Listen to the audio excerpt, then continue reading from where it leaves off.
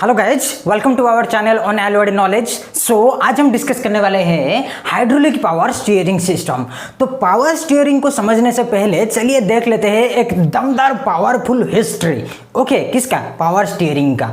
अच्छा, तो चलिए चलते हैं 1875। एक्चुअली 1875 से हमारे साइंटिस्ट लोग सोच रहे थे कि एक ऐसा स्टीयरिंग सिस्टम बनाया जाए जिसके मदद से जो हमारे व्हीकल्स होते हैं आसानी से टर्न ले सके। ठीक है, बहुत ही आसानी से, मतलब हमको ज़्यादा इफर्ट नहीं लगाना पड़े हमारे व्हीकल्स में। ओके, तो ये सारे 1870 से सोच रहे थे, लेकिन 1926 आते आते हमारे ऑटोमोबाइल इंडस्ट्री में तहलका मच गया। ऑटोमोबाइल इंडस्ट्री में तहलका मच गया भाई।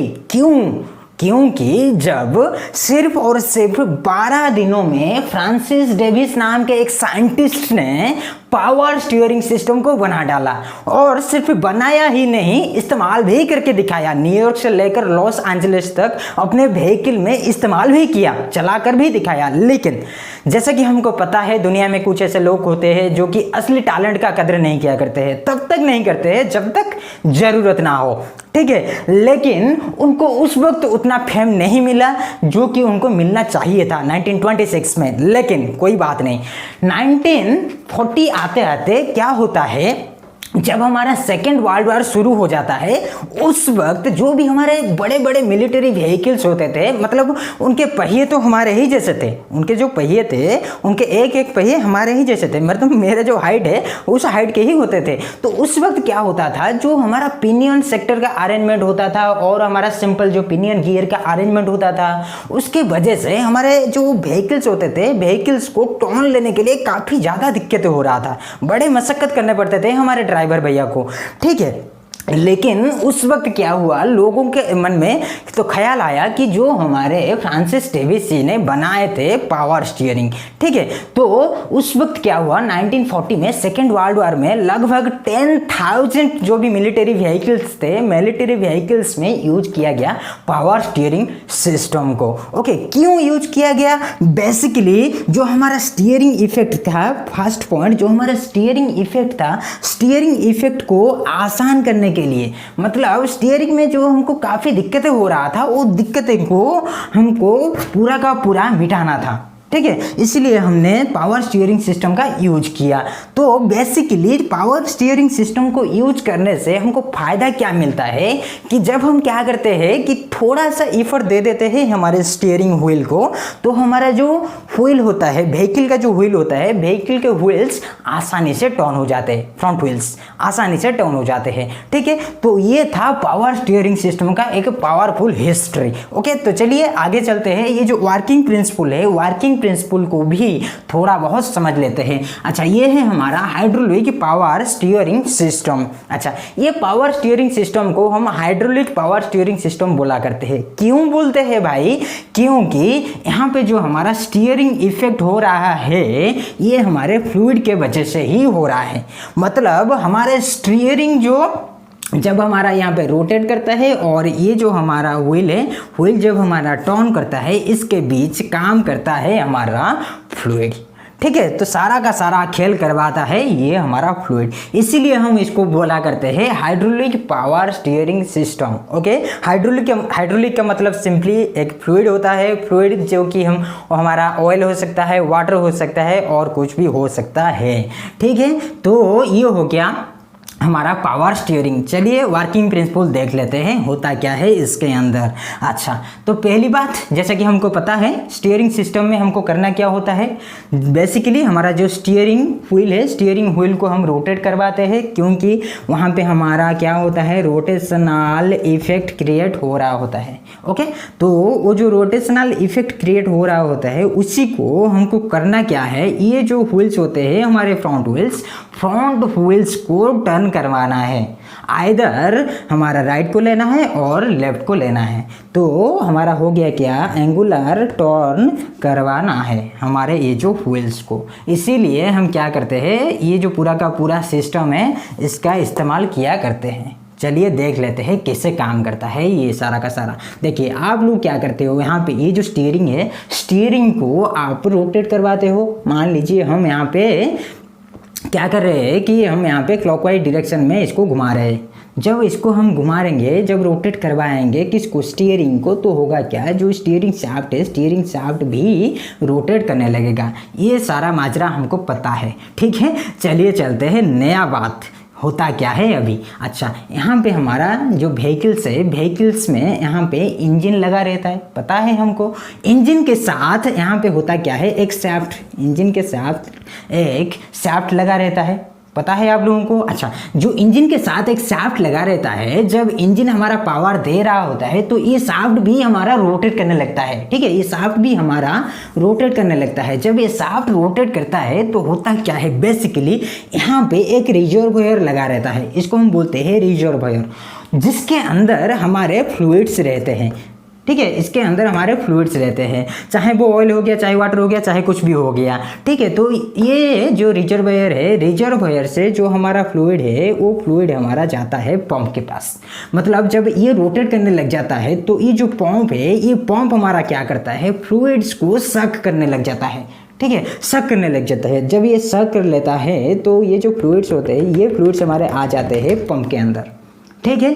तब क्या होता है, पंप से लेकर ये जो फ्लूइड्स है, ये फ्लूइड्स हमारे पहुंच जाते हैं कंट्रोल वाल्व तक और कंट्रोल चैम्बर तक। इसको हम बोलते हैं पूरा का पूरा, ये जो आप देख रहे हो, इसको हम बोलते हैं कंट्रोल चैम्बर। तो होता क्या है, ये जो फ्लूइड्स यहाँ पे रहते हैं, ये फ्लूइड्स हमारे चले जाते हैं किसके अंदर, ये जो है हमारा कंट्रोल चैम्बर।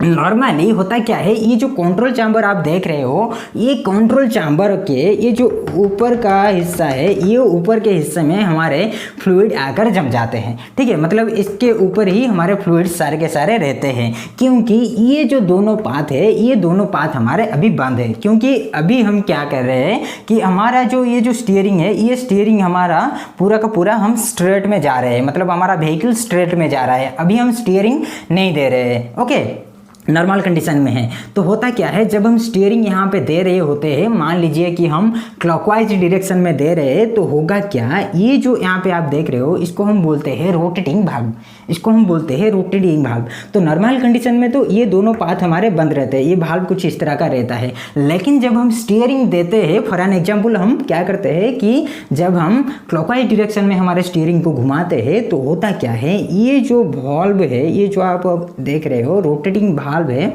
ये रोटेटिंग वाल्व क्या करता है, कुछ इस तरह का पोजीशन मेंटेन कर लेता है, कुछ इस तरह का पोजीशन मेंटेन कर लेता है। जब इस तरह का मेंटेन कर लेता है पोजीशन, तो होता क्या है, तो ये जो यहाँ पे फ्लूइड था हमारा, ये फ्लूइड अब क्या करेगा, ये फ्लूइड फ्लो करके पहुँच जाएगा किसके पास, ये जो आप देख रहे हो, इसको हम बोलते हैं सिलेंडर, इसको हम बोलते हैं सिलेंडर। ये पूरा का पूरा एक सिलेंडर है और इसके अंदर हमारा पिस्टन का अरेंजमेंट किया गया है, ओके।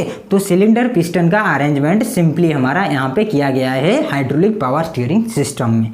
तो होता क्या है, जब यहाँ पे हमारा क्या होता है, फ्लूइड आ जाता है, तो फ्लूइड हमारा क्या होता है, ये जो पिस्टन है, पिस्टन के ऊपर हेवी प्रेशर डाल देता है। मतलब कितना प्रेशर, 7 MPa, मतलब 6 से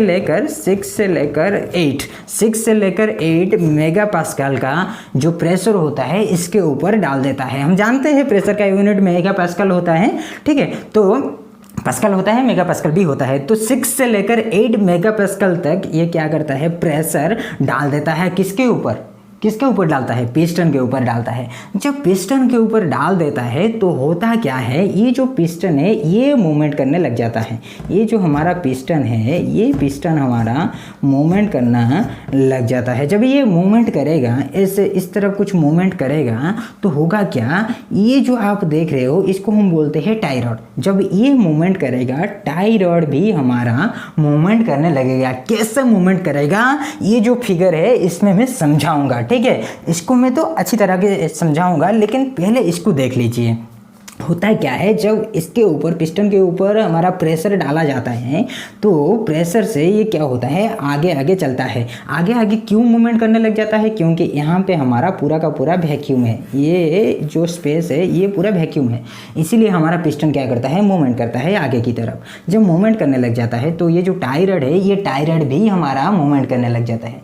तो ये टाई रॉड भी हमारा जब मूवमेंट करेगा तो ये जो आप देख रहे हो इसको हम बोलते हैं ट्रैक आर्म, ये ट्रैक आर्म भी हमारा पीछे की तरफ मूवमेंट करेगा। जब ये आगे जाएगा तो ये पीछे की तरफ आएगा। ठीक है, कॉन्सेप्ट को याद कर लीजिएगा। जब ये आगे जाएगा तो ये पीछे आएगा। जब ये पीछे आएगा, जो ये व्हील्स आप देख रहे हो फ्रंट व्हील्स, ये फ्रंट व्हील्स हमारे कुछ इस तरह का हो जाएंगे, कुछ इस तरह का हो जाएंगे, मतलब राइट टर्न ले लेंगे। ठीक है, तो यहाँ पे हमारा हो गया राइट टर्न। कैसे हो गया राइट टर्न? जब यहाँ पे हम क्लॉकवाइज घुमाते हैं, मतलब ये हमारा व्हीकल है, हम राइट टर्न लेते हैं, राइट टर्न ऐसे घुमाते हैं, क्लॉकवाइज घुमाते हैं, तो होता क्या है, तो हमारे व्हीकल क्या करता है, राइट टर्न ले लेता है। ठीक है, अच्छा तो हुआ कैसे ये, मतलब यहाँ पे हम क्लॉकवाइज डायरेक्शन में घुमा रहे थे, जब इसको घुमाए तो ये जो हमारा शाफ्ट है, शाफ्ट भी हमारा रोटेट करने लग जाता है। जब शाफ्ट रोटेट करता है यहाँ पे, तो होता क्या है, सिंपली हमको पता है यहाँ पे एक इंजन रहता है हमारे व्हीकल्स में, तो इंजन से एक शाफ्ट निकलता रहता है और वो शाफ्ट घूमता रहता है, क्योंकि इंजन हमारा पावर दे रहा होता है। जब ये घूमता है तो इसके साथ हम एक फिक्स कर दिए है पंप को, तो ये पंप भी हमारा क्या करेगा, जो हमारे फ्लूइड है, फ्लूइड को खींचेगा अपने अंदर।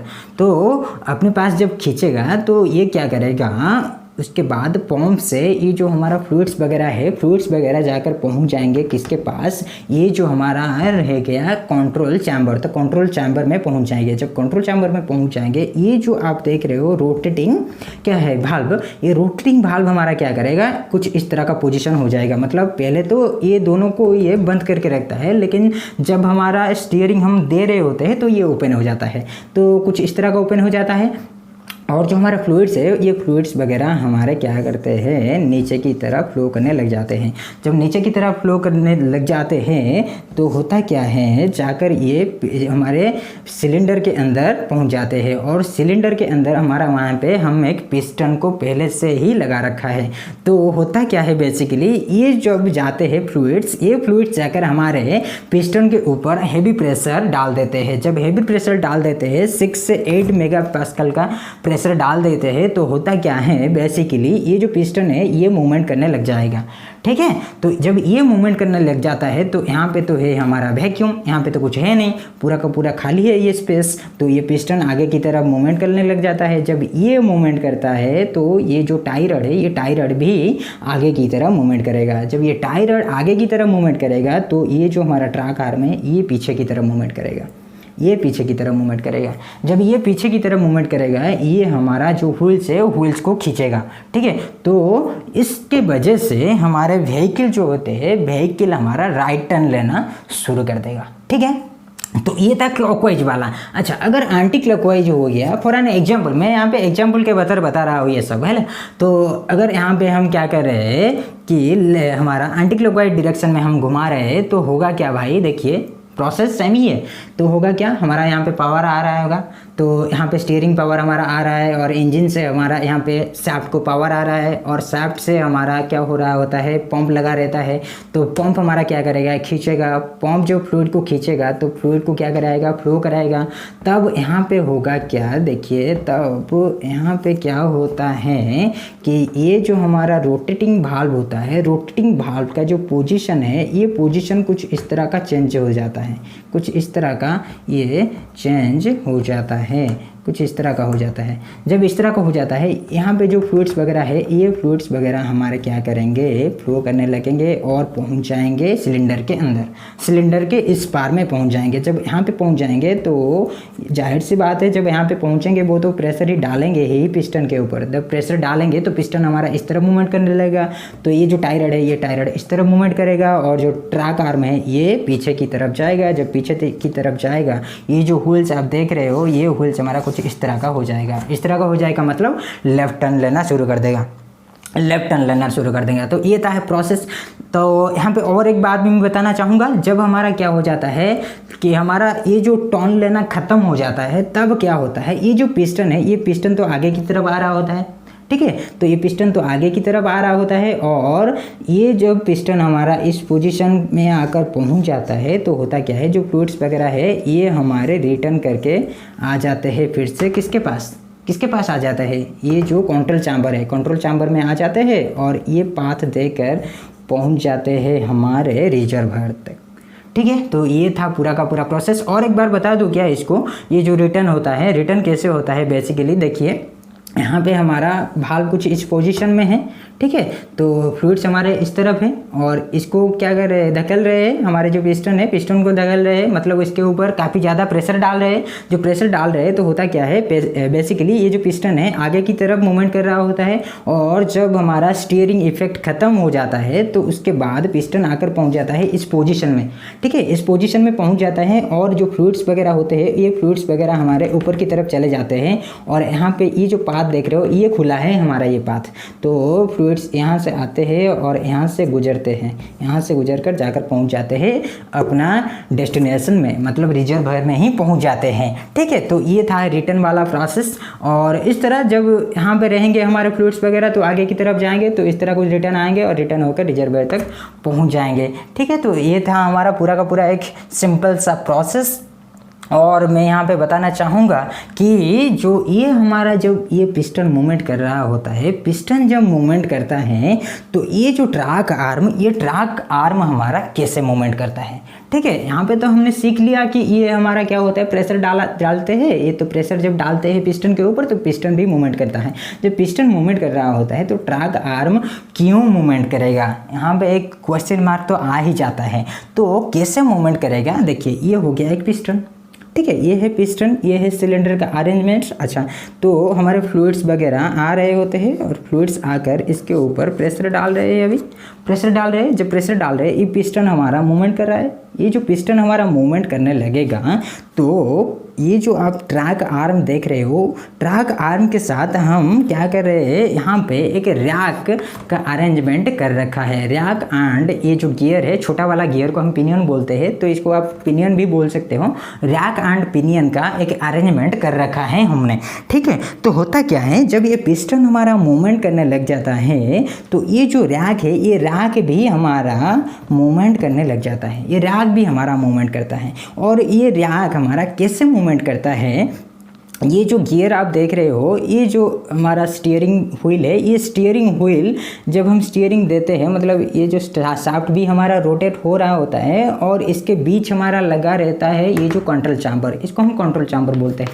कंट्रोल चैम्बर के बीच से ही गुजरता है हमारा कौन, ये जो है हमारा पिनियन, ठीक है, ये जो शाफ्ट है और जहाँ पे हमारा पिनियन लगा रहता है, ठीक है, समझ में आ रहा है। अच्छा, तो ये हो गया हमारा स्टीयरिंग व्हील, ये हो गया शाफ्ट, इसी के बीच हमारा लगा हुआ है ये जो पार्ट आप देख रहे हो कंट्रोल चैम्बर, ये है कंट्रोल चैम्बर, और ये जो शाफ्ट है इसी के अंदर से ही गुजरता है और इसके ऊपर हमने एक अरेंजमेंट कर दिया है पिनियन का, और यहाँ पे लगा रहता है टाई रॉड के साथ एक रैक। तो रैक एंड पिनियन ये दोनों जब मेस्ड होते हैं तो होता क्या है, ये हमको एक ट्रांसलेट मोशन दे रहे होते हैं, मतलब रेसिप्रोकेटिंग मोशन दे रहे होते हैं, ठीक है। तो इसलिए हम बोल रहे थे कि जब हमारा पिस्टन के ऊपर प्रेशर डाला जाता है और पिस्टन हमारा मूवमेंट करने लग जाता है तो होता क्या है, बेसिकली ये जो पिस्टन जब मूवमेंट करने लग जाता है तो रैक भी हमारा मूवमेंट करता है। तब रैक जब हमारा मूवमेंट करता है तो ये जो टाई रॉड है, ये टाई रॉड भी हमारा मूवमेंट करने लगता है, ठीक है, चाहे फॉरवर्ड हो चाहे बैकवर्ड हो, चाहे फॉरवर्ड हो चाहे बैकवर्ड हो, तो ये मूवमेंट करने लग जाता है। जब ये मूवमेंट करने लगता है तो ये जो ट्रैक आर्म है, ट्रैक आर्म भी मूवमेंट करेगा। जब ट्रैक आर्म मूवमेंट करेगा तो ये जो व्हील्स वगैरह हमारे हैं ये हमारे आइदर राइट टर्न लेंगे या लेफ्ट टर्न लेंगे, ठीक है। तो ये था हमारा हाइड्रोलिक पावर स्टीयरिंग सिस्टम का एक पावरफुल हिस्ट्री एंड इसका फंक्शन और वर्किंग प्रिंसिपल, ठीक है। तो इसके अंदर आप लोगों को कहीं पे भी कुछ भी डाउट्स वगैरह हो तो मेरे को आप लोग पूछ सकते हो, बेझिझक पूछ सकते हो, ठीक है। और मेरे को कमेंट सेक्शन में ज़रूर बताइएगा कहाँ पे डाउट वगैरह हैं, ठीक है। ठीक है, बाय बाय। मैं यहाँ पे कुछ और भी बोलना चाहता था लेकिन भूल गया, मैंने कुछ और बोलना चाहता था मैं, ठीक है। चलिए इतना सा ही काफ़ी है, ठीक है। अगर मेरे को कुछ याद आता है इसके बाद तो मैं और एक पार्ट भी बना सकता हूँ, क्लियर, ठीक है। थैंक यू, ठीक है, बाय बाय।